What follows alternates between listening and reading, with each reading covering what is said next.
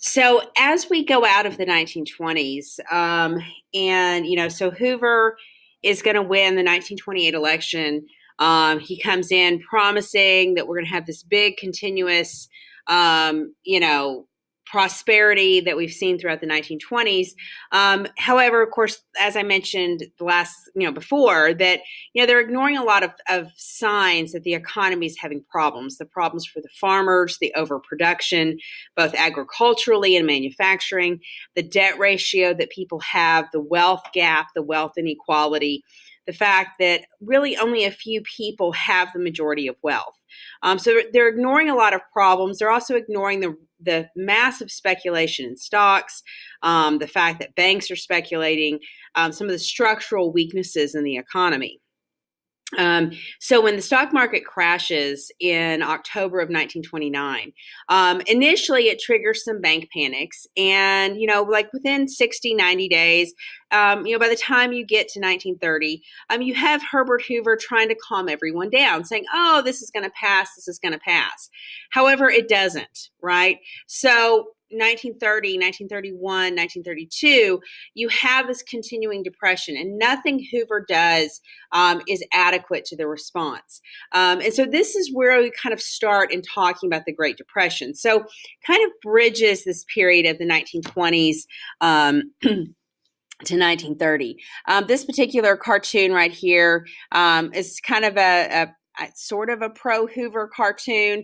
You've got Hoover trying to quiet the business depression and the drought damage and the tariff issues. It's an awful job to quiet anything. And then you've got the Democrat donkey, the Democratic National Committee, making a bunch of noise outside, keeping things stirred up, right? So this cartoon is kind of saying that, poor Hoover's doing what he can, but the Democrats, they just won't let him solve the problems.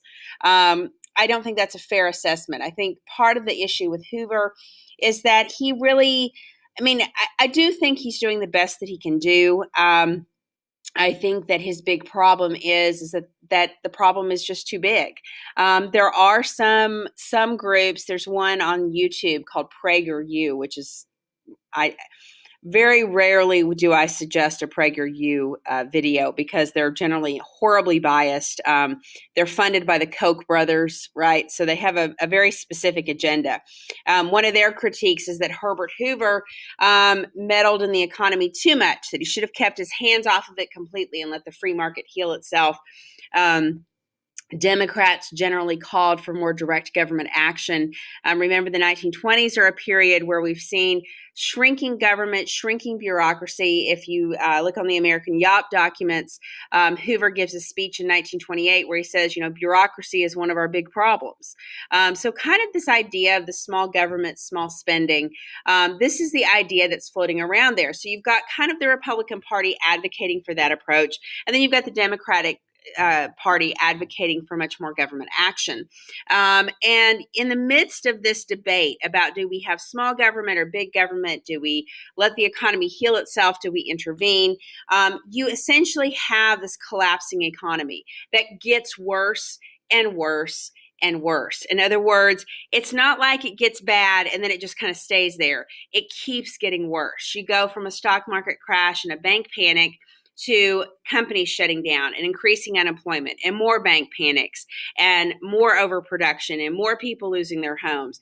And you just have this kind of snowball effect where the problem just gets bigger and bigger and bigger. So you have, one of the big issues that we see with Hoover is he tries to promote this voluntary cooperation. Remember, he's not a big government guy. What he says essentially is that he believes the worst effects of the crash will have passed during the next 60 days. He wants calm reasoning and he wants cooperation. This is very in keeping with Herbert Hoover and kind of his agenda. Hoover, who was the Secretary of Commerce under Harding and Coolidge, advocated for just kind of cooperating with businesses. We're going to share you information. We're going to encourage you to do the right things, but we're not going to try to control you. When he was in charge of the Food Administration during World War I, all those posters that came out tried to encourage people to plant their own gardens and cook certain foods a certain way, that kind of thing. So that's what he's trying to promote, right? However, in this particular crisis, one has to wonder whether this is going to be good enough. So you have a series of conferences between all these different industrial elements with the government trying to say, okay, everyone calm down. We just need to keep people employed. This will pass. However, right, the economic situation, like I said, it keeps snowballing so that by the time you get to the end of 1931, it doesn't matter if you want to cooperate, right? If you're a business and you can't make your payroll, you can't make your payroll. It doesn't matter how much you want to cooperate. If you can't go get a low interest loan so you can make your payroll, then it doesn't matter how much you or the bank want to cooperate. So you've got lots of problems that are really kind of beyond the willingness of people to make things happen, right? If there's not money, there's not money. And if you're not a business and you're not making a profit, then you're not really existing. So you have kind of this problem with kind of the snowball effect. You do have Hoover signing off on some public works projects. Public works are these government-funded building projects. We often think of them in terms of like schools and that kind of thing, or roads, that kind of thing. Hoover Dam is kind of the first of its kind. It's a huge, massive public works project that's meant to kind of control the flow of water to kind of create hydroelectricity and all that kind of stuff. So that's what the purpose of the Hoover Dam was, and it was meant to put people to work. And so it starts around 1931 or so, and it becomes, a major deal, right? I mean, you can still go visit the Hoover Dam. The Hoover Dam provides electricity and controls flooding for all of the Southwest United States, all the way to Los Angeles.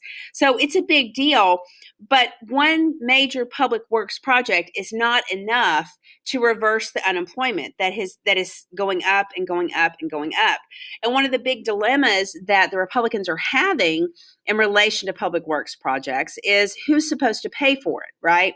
If the Hoover Dam is going to benefit people in the Southwest, why should people in Maine have their tax dollars go for this public works project? It's not going to benefit people in Maine. Therefore, they shouldn't have to pay for it. So this is your classic kind of small government perception, which is if I pay taxes, my taxes should benefit me. Right.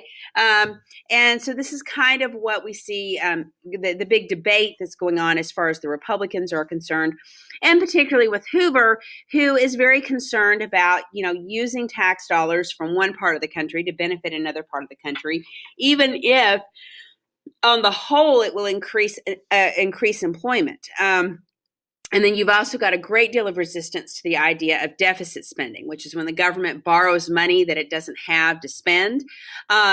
The one major difference between the modern Republicans and the 1920s Republicans is the 1920s Republicans complained about the deficit. And they said, oh, well, we can't spend more than we bring in, And remember, they've kept taxes super low, tariffs are high, and we can't spend more than that. We can't borrow money to create public works projects. And so this was Hoover's big thing. Now, this is the thing that most of your global, England and Germany, they've ignored deficit spending. They're just spending whatever they want to, right? Now, the dilemma with that is if you spend too much, you can end up creating inflation. So that can be problematic. But if you do it carefully and wisely, and in fact, there's an economist by the name of John Maynard Keynes who comes up with this idea that says, a well-managed debt is not really a big problem. Now, this is kind of akin, not exactly the same, but it's in the same kind of neighborhood as Hamilton's theory, which is that countries that manage their debt well are actually much more productive and have much stronger economies than countries that don't have debt or countries that can't manage their debt. And so this is kind of building on that same idea. But while Hoover's in charge, he does not want deficit spending. In addition, you have a very conservative Federal Reserve that keeps interest rates high, that makes it hard for businesses to try to stay open. You will have under Hoover, he creates the Reconstruction Finance Corporation. This is essentially a government-backed lending program. It's not meant to lend to just anybody. It's only meant to lend to banks and to industry and that kind of thing. But again, the Reconstruction Finance Corporation under Hoover is led by very conservative Republican people. So they look at this whole process of loaning out money and they're like, I'm not so sure we should do that. And so the RFC will stay very cautious until after FDR wins, but it will be during FDR's administration throughout the New Deal and throughout World War II. The Reconstruction Finance Corporation will provide a lot of the lending that allows businesses to grow, that allows businesses to retool for World War II. So this is kind of a new thing. This is the first time that the government comes in and says, we're going to provide the money, right? So if you think in terms of your federal-backed student loans, your federal-backed student loans operate much in the same way that the Reconstruction Finance Corporation. The recipients are different, the purpose of it's different, but the fact that the government's saying we're behind this lending and we authorize this lending is kind of where this is coming from. So you do have Hoover making a couple of baby steps, but these are very slow and very reluctant. The biggest thing Hoover opposes is the idea of direct relief. Direct relief is basically unemployment, right? Actually, that's not true because unemployment under Social Security is a little bit different. But a direct relief payment is, let's say you sign up for the dole, right? And you go to the government and you say, I'm unemployed. And they say, okay, well, here's $200. So use that money, to pay your bills, to do whatever you need to. I think right now, I think it's the city of Oakland is doing a guaranteed basic income that they're using to help people. And they're, so same kind of idea. Here's money, go use it, right? And Hoover opposes that. He says if you just give people money, that they'll take it for granted, right? If it's a public works project and we're building something, we do have a question about whose tax dollars are paying for it, but at least the people getting paid are actually working, right? They're having to clock in, they're clocking out, they're all doing all that kind of stuff. But, if you're talking about just giving somebody money, oh, hey, you're unemployed, here's some money to get through the month, that it might make somebody lazy, might make somebody not want to work very hard. And so that this is a challenge to individualism, a challenge to hard work. And basically they kind of see this idea of direct relief as being something that should be under the control of cities and localities and states, that a state or a city understands better the population within it. So they understand what the needs of that population are, that there's no way the big federal government can understand what people need well enough to kind of give people money, right? This is an idea, sorry, it's the bell. I'm recording over conference anyways. And so basically the idea that, that I totally lost my train of thought, that you can't give people handouts, right? That it'll cause them to not work hard enough. However, the issue today, people criticize this when they talk about people getting welfare or whatever. Now, I would suggest to you that that's not really fair because first off, Social Security, which we'll talk about later, is a program that we pay into that gives us unemployment insurance. So we all benefit from that. So I'm not sure that equation actually works with unemployment the way it's constituted now. And things like food stamps and housing assistance are not just giving somebody money to go spend. That's saying, here's money for a house, here's money for food. So, people on a more economically conservative side argue against those things. Other people more like me that are on a more progressive side tend to not see it as such a big deal. And then you've got people, like I said, who believe in guaranteed basic income. So you've got a range of this debate that still happens today, right? How much is the government responsible for helping people when they lose their job, when they're down on their luck and that kind of thing, right? And so you have this being a real pressing issue. And it's a huge debate in 1930, 1931, 1932, especially by 1932, when your cities and states are out of money, right? Enough businesses have shut down, enough houses have been foreclosed on that states and cities are not getting the tax base that they need. And the churches and the charity organizations are already stretched thin. So one of the things that will happen in 1932 is Congress will pass the Emergency Relief and Construction Act, which creates the money for a public works project, which creates money for direct relief for the states. But it is not enough. By the time it gets passed in 1932, unemployment rate is at 25%, and the problem's just too big, right?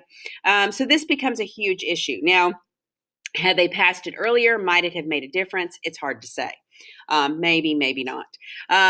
So essentially, you have a lot of frustration with Hoover and his administration, the sense that he is not really kind of committed to finding a solution. In fact, people start calling their kind of the shanty towns, the kind of pop-up towns where people are living in boxes or taking scrap wood and building kind of a shack. They start calling those Hoovervilles. They call, pulling your pockets inside out, calling those Hoover flags. And they're doing that to kind of poke fun at Hoover and his lack of response. You have hunger marches, farmers, people marching because they're hungry. The Communist Party becomes a really big deal in the 1930s, right? So that's kind of interesting because we've talked about kind of socialism in the progressive era. We've talked about the Red Scare after World War I. And now you see, because of this, communism becomes very active, and you have a lot of marches about that as well. You have farmers who are protesting, who are destroying crops, pouring out milk, murdering livestock in order to try to create scarcity. Maybe if we destroy the crops, we can drive prices up. You have them basically protesting and marching on, foreclosure sales and all this kind of stuff, right? And so you've got a lot of frustration. Of course, I noted here that, farmers are trying, you have these farmers that have overproduced crops and livestock and milk and all that kind of stuff, and you've got people going hungry. Doesn't seem like it would be very hard to put those two things together, but apparently it was under Hoover's administration. One of the worst parts under Hoover, you have a group of World War I veterans who are unemployed, who get promised a $1,000 bonus that's meant to be paid in 1945. But in 1932, these World War I vets, many of whom, as is typical among veterans, struggle with higher rates of unemployment than the standard population. They decide to ask for that $1,000 bonus a little bit early, right? You have a Texas congressman that introduces a bill. Hey, let's, pay them early and help out our veterans. Passes the House. It's on its way to the Senate. And so you get a group of these World War I veterans who decide to march to Washington to pressure the Senate to pass the bill.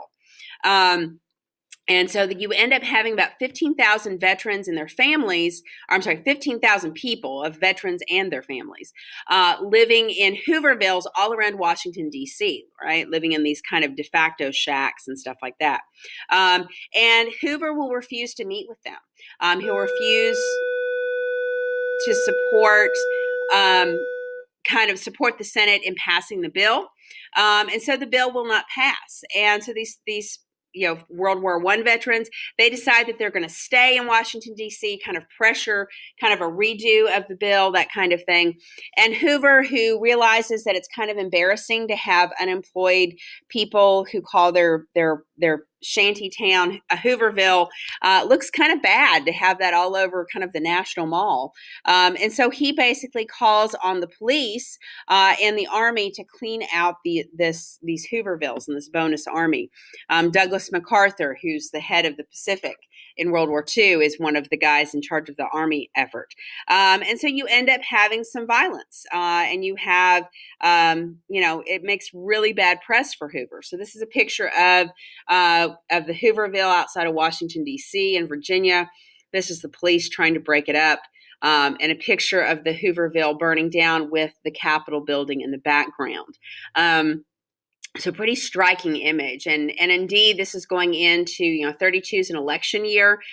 So Hoover is really going to look bad because of this. And of course, everyone blames him. Everyone blames the Republicans. So you're going to have a sweeping Democratic victory in 1932. And, one of the questions that historians ask about Herbert Hoover is, was it his response that was bad? Was the problem just too much? What was the deal? And it's hard to say. I think you could argue it either way. I do think the Reconstruction Finance Corporation is a unique invention of this period. But there's no question that Hoover and the Republicans and that mindset of kind of that small government kind of attitude just is not enough to really stem the tide of the problems of the Great Depression. So that kind of goes through Hoover's legacy. So this is kind of the first part. I'll probably talk about FDR and kind of the initial phase of the Great Depression, and that'll be the second part.